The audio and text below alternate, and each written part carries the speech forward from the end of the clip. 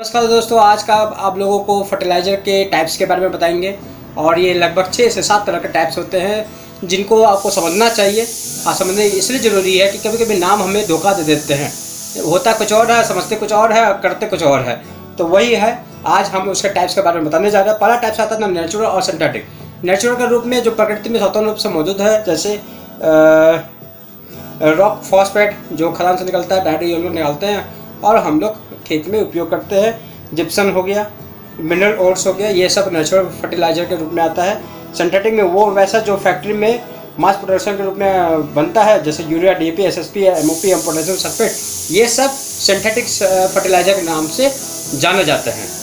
दूसरा आता है ऑर्गेनिक। ऑर्गेनिक फर्टिलाइज़र वैसे होंगे जिसमें कार्बन की मात्रा मौजूद है, तो उसको ऑर्गेनिक फर्टिलाइज़र कहेंगे। जैसे हमारा ये फर्टिलाइज़र बनाने का काम है, तो उसमें वर्मी कंपोस्ट हो गया, लिप कंपोस्ट हो गया, ग्रीन मैन्यूर हो गया और ब्लड मील हो गया, ये या हड्डी का चूरा भी हो गया, सरसों खली हो गया, ये सब भी ऑर्गेनिक फर्टिलाइज़र में आता है। इन ऑर्गेनिक में वैसे आएंगे जिसमें जैसे डीएपी हो गया, सिंथेटिक के जितने भी हम आपको नाम बताए थे वो सब हो गए। यूरिया को अपवाद में रखा गया है, अपवाद में इसलिए क्योंकि इसमें कार्बन की मात्रा होती है और वो ऑर्गेनिक सिंथेटिक फर्टिलाइज़र के नाम से जाना जाता है। तीसरा पॉइंट में आते हैं स्ट्रेट, कम्प्लेक्स, मिक्स्ड। ये बहुत समझने की चीज़ है, इसको समझिएगा। स्ट्रेट फर्टिलाइज़र वैसे कहेंगे जिसमें प्राइमरी कम से प्राइमरी न्यूट्रिशंस NPK को कहा जाता है और सेकेंडरी न्यूट्रिएंट्स में कैल्शियम, मैग्नीज, सल्फर। ये हमेशा याद रखिएगा, प्राइमरी न्यूट्रिएंट्स और सेकेंडरी न्यूट्रिएंट्स।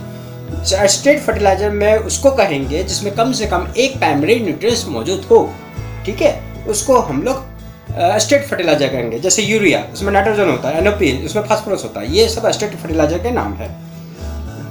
डीएपी में 2 प्राइमरी न्यूट्रिएंट्स है, नाइट्रोजन और फास्फोरस, इसको स्ट्रेट फर्टिलाइज़र कहते हैं।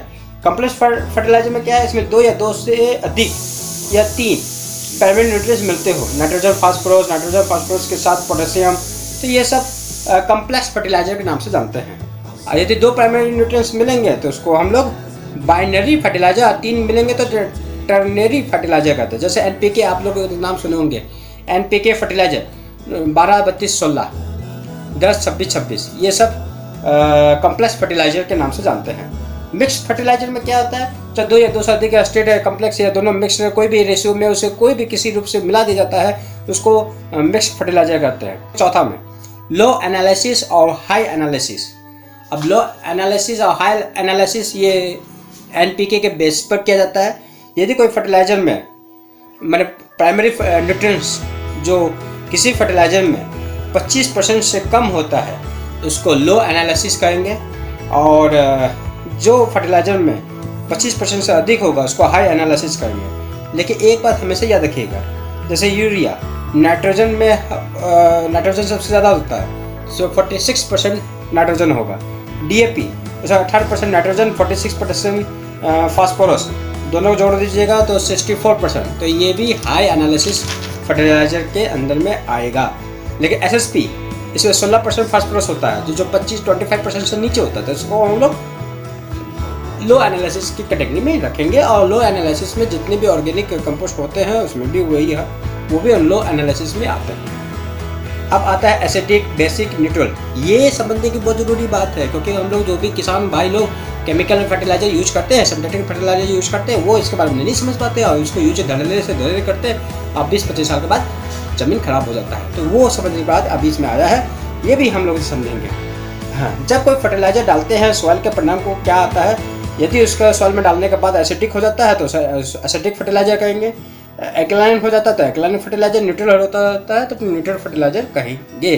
जैसे एसिडिक फर्टिलाइज़र का एक हम देते हैं 100 kg यूरिया, इसको न्यूट्रल करने के लिए, मैंने उसका जो एसिडिक जो बनता है उसको ख़त्म करने के लिए कम से कम 80 kg कैल्शियम कार्बोनेट डाला जाता है, तब उसकी वो एसिडिक जो भूमि में होता है वो ख़त्म होता है। तो इसका एसिडिक वैल्यू कितना है, 80। अमोनियम सल्फेट का 110 है। इसका मतलब हो कि यदि वो 100 kg आप अपने खेत में डाल रहे हैं तो उसको 110 kg कैल्शियम कार्बोनेट डालना पड़ेगा, तब जाकर वो न्यूट्रलाइज होता है। बेसिक में क्या है, जिसका pH मान 7 से ज़्यादा है और एसिडिक में पीएच मान से 7 से नीचे होता है। तो बेसिक फर्टिलाइजर में जो एल्कलाइन फर्टिलाइजर होता है, जब उसमें जैसे सोडियम नाइट्रेट उसका न्यूट्रलाइट करने का 29 है, यदि 100 kg डालिएगा तो एल्कलाइन करने के लिए 29 कैल्शियम कार्बोनेट इसमें भी डालना पड़ता है, तब जाकर ये होता है। न्यूट्रल फर्टिलाइजर जैसे SSP, NOP ये सब न्यूट्रल है, जितना डालो उतना अधिक है, उसको अलावा कुछ डालना नहीं पड़ता है। जो फर्टिलाइजर उसके न्यूट्रिएंट्स की उपस्थिति के नाम पर उसको रखा जाता है, उसको नाम के आधार पर रखा जाता है। जैसे नाइट्रोजियस फर्टिलाइजर, नाइट्रोजियस क्या मतलब होता है? नाइट्रोजन, इसका मतलब ये नाइट्रोजन है। यूरिया में नाइट्रोजन है। फास्फोरिक फर्टिलाइजर P है तो मैंने फास्फोरस है। इसी तरह से बोरॉन में B होता है, आयरन सल्फेट में I होता है। तो इस तरह से उनके नाम के, उनके न्यूट्रिएंट्स के आधार पर उनके नाम रखे जाते हैं। अदर्स में भी बहुत मज़ेदार चीज़ है, जैसे कंप्लीट फर्टिलाइजर। नाम सुनने का लगेगा हर चीज़ इसमें मौजूद है, लेकिन नहीं। कंप्लीट फर्टिलाइजर उसको कहेंगे जिसमें NPK प्राइमरी न्यूट्रिएंट्स मौजूद हो, ठीक है। उसके बाद आप कुछ और डाल दे तो अलग बात है। यदि NPK है तो वो कंप्लीट फर्टिलाइजर के नाम से जाना जाएगा। जैसे 10, 32, 16, 10, 26, 26 ये कंप्लीट फर्टिलाइजर के रूप में आएंगे। कंपाउंड फर्टिलाइजर, कम से कम 2 प्राइमरी न्यूट्रिएंट्स हो, उसको कंपाउंड फर्टिलाइजर कहेंगे। मल्टी न्यूट्रिएंट्स फर्टिलाइजर उसको कहेंगे जो लिक्विड के मल्टी न्यूट्रिएंट फर्टिलाइजर कई तरह के न्यूट्रिएंट्स मिले होते हैं, ये लिक्विड फॉर्म में आते हैं। जैसे माइक्रोन्यूट्रिएंट्स ज़्यादा होते हैं, जिंक आयरन रहता है, इसलिए इसको न्यूट्रल फर्टिलाइजर कहते हैं। कस्टमाइज्ड फर्टिलाइजर, अलग अलग स्थान का अलग अलग सॉइल होती है, अलग अलग क्रॉप के प्रोड्यूस किए जाते हैं, तो क्रॉप के लिए भी अलग अलग तरह का न्यूट्रिशंस अलग अलग डिमांड होता है। तो ये सबको ध्यान में रखते हुए, और साउथ के सॉइल नॉर्थ के सॉइल अलग अलग होता है, सबको ध्यान में रखते हुए उसको फर्टिलाइजर को कस्टमाइज रूप से बनाया जाता है उस स्पेसिफिक स्थान के लिए, स्पेसिफिक फसल के लिए, स्पेसिफिक मौसम के लिए। तो उसको कस्टमाइज फर्टिलाइजर के नाम से इसको जाना जाता है। और उसके बाद आता है नैनो फर्टिलाइजर। नैनो फर्टिलाइजर उसे कहेंगे जिसका 100 nm से छोटे पार्टिकल्स हो, उसको नैनो फर्टिलाइजर कहेंगे।